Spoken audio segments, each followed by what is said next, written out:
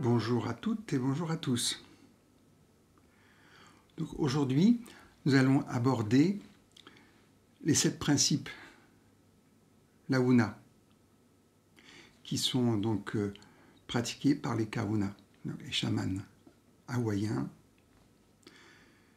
Donc nous commençons par Ike. Le monde est tel que vous le voyez.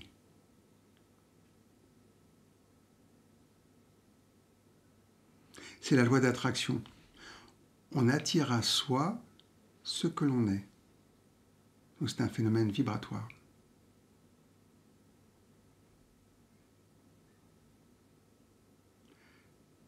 Celui qui a Dieu en lui voit Dieu dans la vie, dans les autres, dans les événements.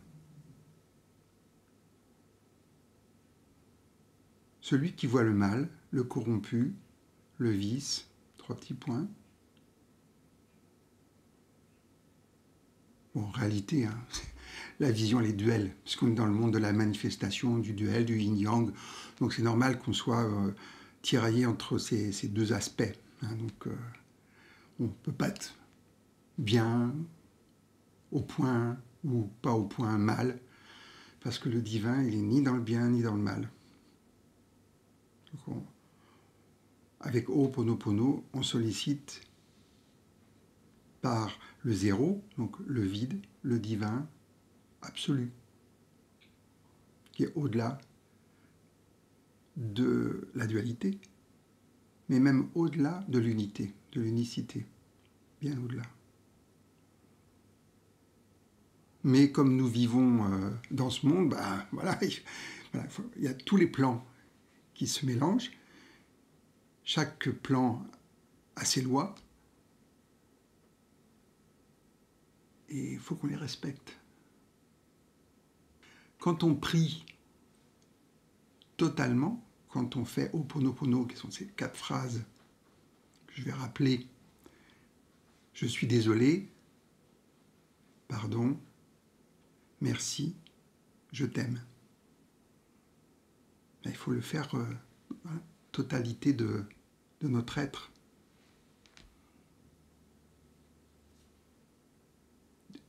Pour moi, dans le cœur. Parce que le cœur, c'est vraiment l'intégrateur de tous les plans. Et cette nuit, je regardais une vidéo de Morna Simeona où elle dit, mais le divin, il est dans le cœur. Donc c'est là qu'on va le chercher. Très intéressant.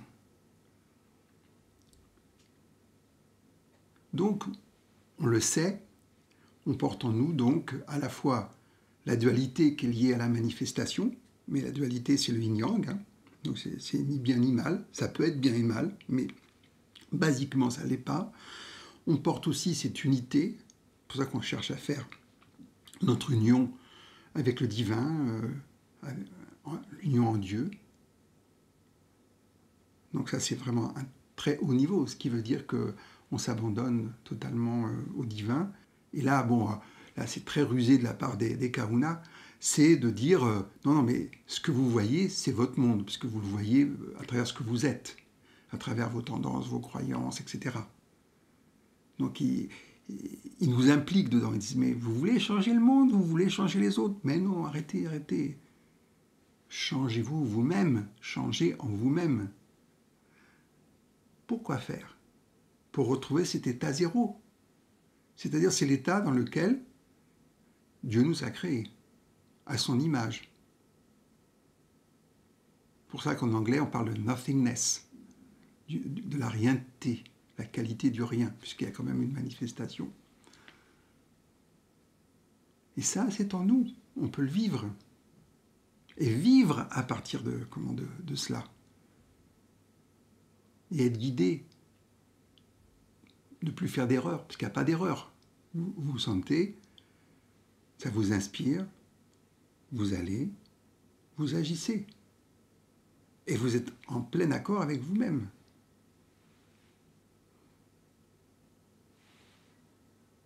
Sans effort. Parce que vous voyez, on dit oui, il faut être amour, il faut être dans l'unité, mais si c'est un concept, vous avez compris, si c'est un concept, c'est la conscience, c'est le mental et l'ego. Même un beau concept, à un moment donné, il perd un peu de son essence. Donc, quand on voit cet univers qui est notre univers, qui est relié à toute la création, ça veut dire que tous les potentiels sont là. Et que, parce que je suis vibratoirement, j'attire quelque chose. D'accord? Donc, qu'est-ce qui attire? Quel niveau dans mon cœur? Est-ce que c'est au niveau de la poitrine, du maître du cœur? C'est-à-dire que des tendances que j'ai? Et en plus, les gens ils disent, vous voyez, hein, que j'avais raison, puisque ça se fait comme je le pense. Ah non, ça se fait comme tu es. C'est différent. Normal. On attire, normalement, les gens qui sont comme nous, ou tout juste à l'opposé. Ce qui revient à peu près au même.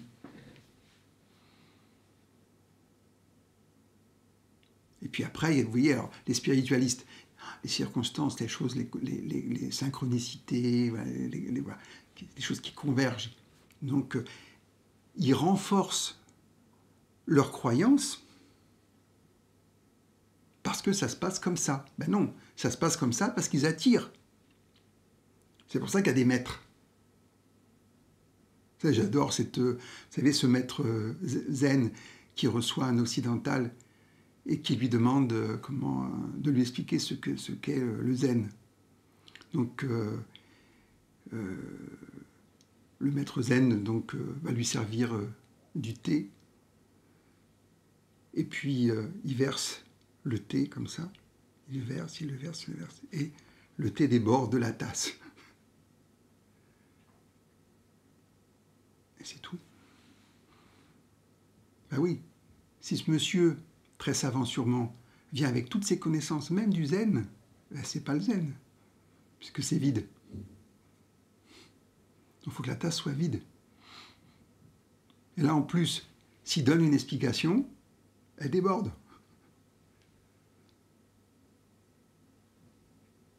Donc, ce qu'il a envie de transmettre, c'est un état, une expérience intérieure. C'est pour ça que les Japonais, les maîtres japonais, utilisent les koans pour que le mental ne puisse pas, donc analytique principalement, mais ne puisse pas analyser quoi que ce soit, mais qu'en même temps, il y a une vibration, il y a une énergie, et il y a un propos derrière, voilà, qui va toucher la personne dans son essence, et peut-être avoir un effet.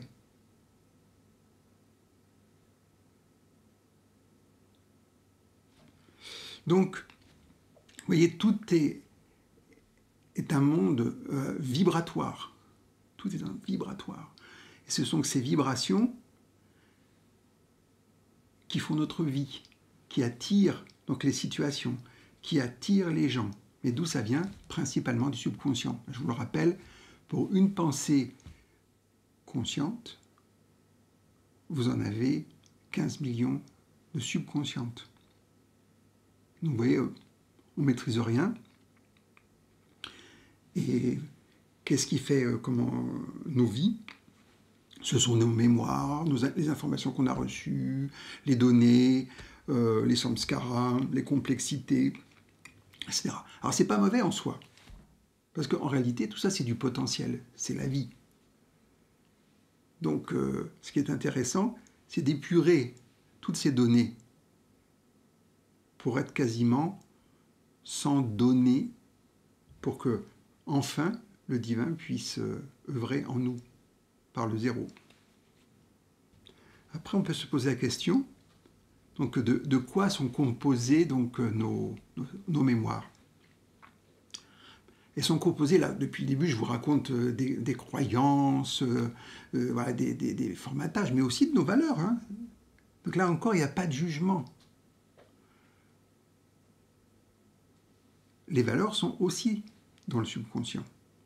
Ce qui fait que c'est pour ça que quand on éduque des enfants, en leur faisant, ce qu'on faisait avant, les leçons de morale, hein, il y a un autre mot, je ne me souviens plus quel c'est, mais je veux dire, enseigner les valeurs humaines et de vie, c'est très important aussi. Mais après, il faut que ça soit vivant. Il ne faut pas que ça soit étroit.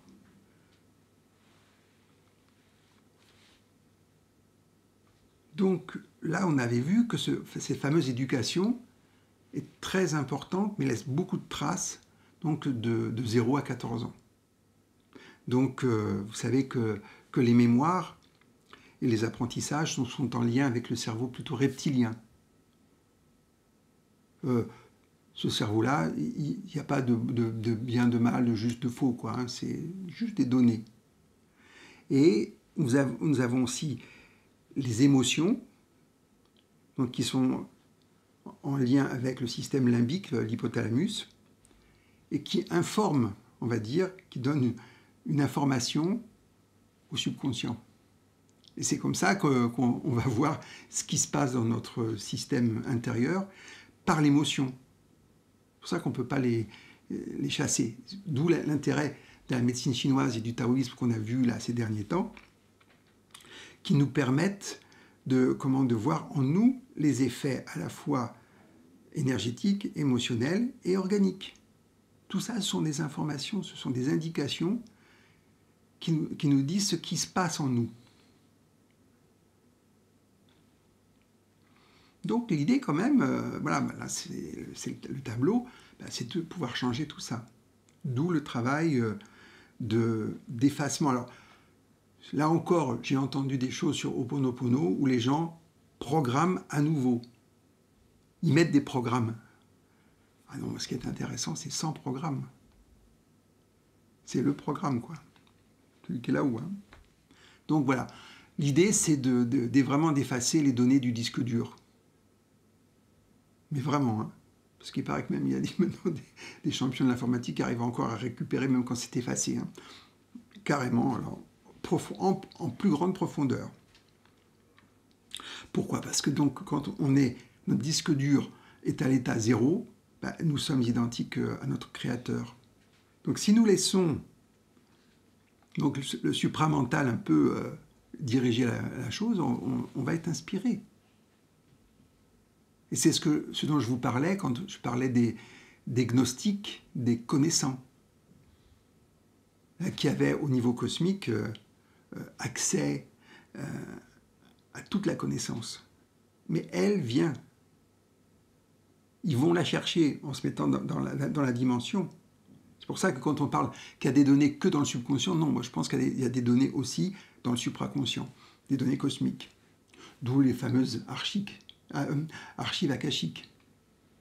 D'accord? Donc c'est intéressant. Parce qu'une fois qu'on a cette connexion, et si possible, alors au début c'est un peu sporadique, on se met en méditation, on s'ouvre, on prie, on nettoie, on fait tout ce qu'il faut, et puis on attend l'inspiration qui vient quand elle vient, parce qu'il faut de la patience. C'est instantané, ou quand ça veut, ou quand c'est nécessaire. Donc là, il faut de la patience, de l'humilité, etc. Et quand ça se passe comme ça, on se rend compte que c'est en parfaite adéquation avec ce que nous sommes, donc c'est pour ça que nous sommes pleinement nous-mêmes, et avec notre destinée. Donc, on est aussi responsable de ce qui se passe dans nos vies, de nos incarnations, de ce qui s'y déroule. C'est nous qui avons choisi. Voilà, encore 100% responsable, même à ce niveau. Donc, on a ces croyances, donc ce formatage, donc Ah oui, je disais, c'était par rapport aux différents karmas. Donc il y a le karma qui est lié donc à nos vies passées, ce que nous amenons pour vivre une certaine destinée. Il y a le karma qui est lié à notre apprentissage ici. Il y a le karma qui dépend de nos décisions, de nos choix. Et il y a le karma qui correspond à toutes nos lignées ancestrales. Je vous rappelle on choisit une lignée ancestrale en fonction de ce que nous sommes. Donc là encore, nous avons choisi. Donc arrêtons d'être haro sur le baudet, c'est-à-dire le baudet, c'est souvent la mère. Ah, ma mère, tout ça. Donc ça n'a pas aidé. La psychanalyse n'a pas aidé. À ce niveau-là, on a tout mis sur la mère. Alors, moi, je préfère la notion de l'Inde où c'est la mère divine, la mère, que, voilà, que la mère castratrice, la mère ci, la mère là. Bon, non, arrêtons ce truc-là. On a choisi notre mère, et notre père, et notre lignée, et nos lignées, etc. Donc, qu'est-ce qu'on peut faire? Nettoyer tout ça. Hein. Et ça a comme incidence, ça va aider les descendants, nos descendants. On dit sur 3 générations, mais bon, la suite. C'est-à-dire que si on supprime une mémoire, si vraiment c'est bien fait, c'est définitif et total. Et puis, vous avez la destinée des nations, quoi, un peu, aussi.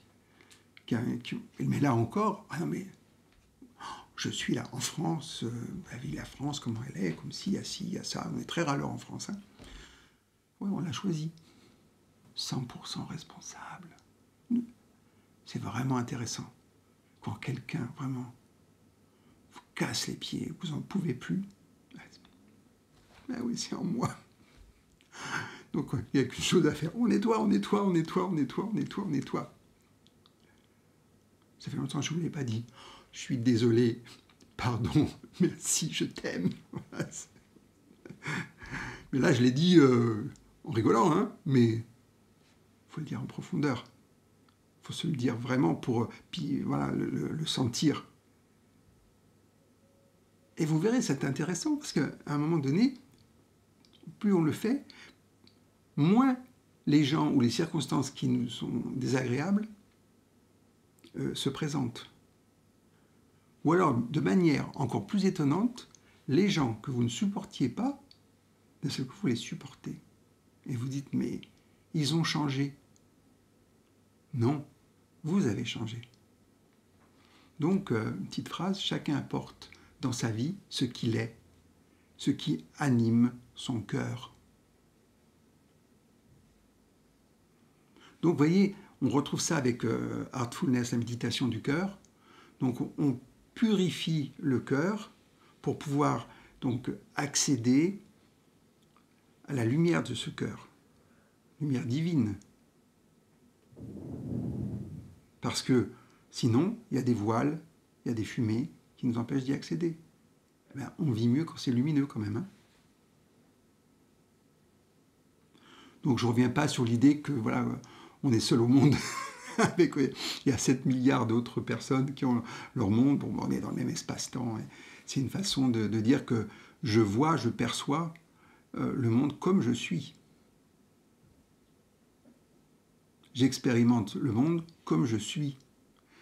Donc, si je veux changer le monde, mon monde, je me change moi-même. D'où la phrase de Simeona, la paix commence avec moi-même. Nous allons faire l'exercice du premier principe, Ike, le monde est tel que vous le voyez.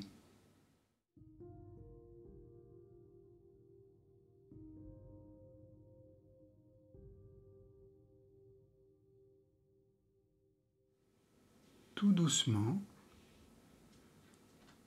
vous fermez les yeux.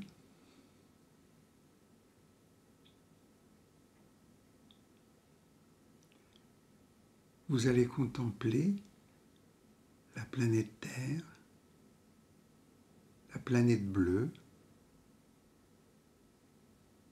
à partir de l'espace, du cosmos.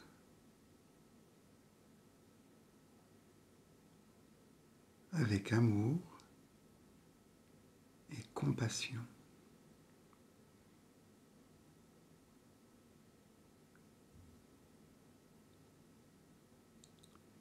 C'est ma planète, mon monde.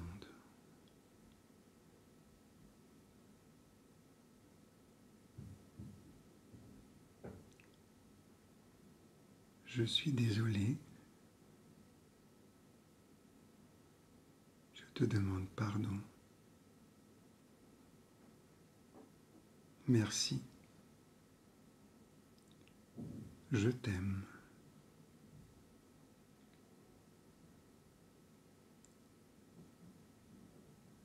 Désolé. Pardon. Merci. Je t'aime.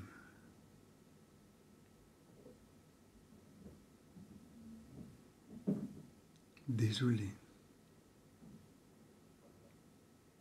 Pardon. Merci. Je t'aime.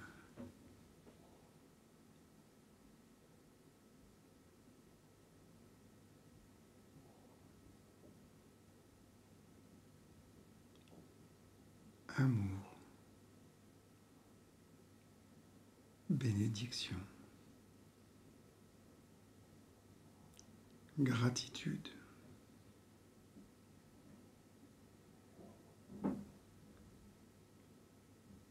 Amour. Bénédiction. Gratitude.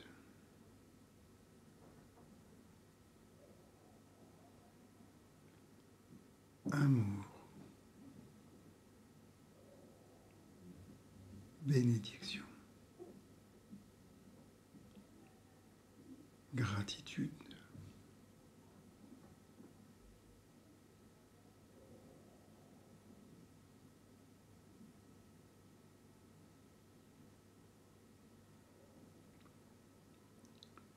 J'ouvre doucement les yeux.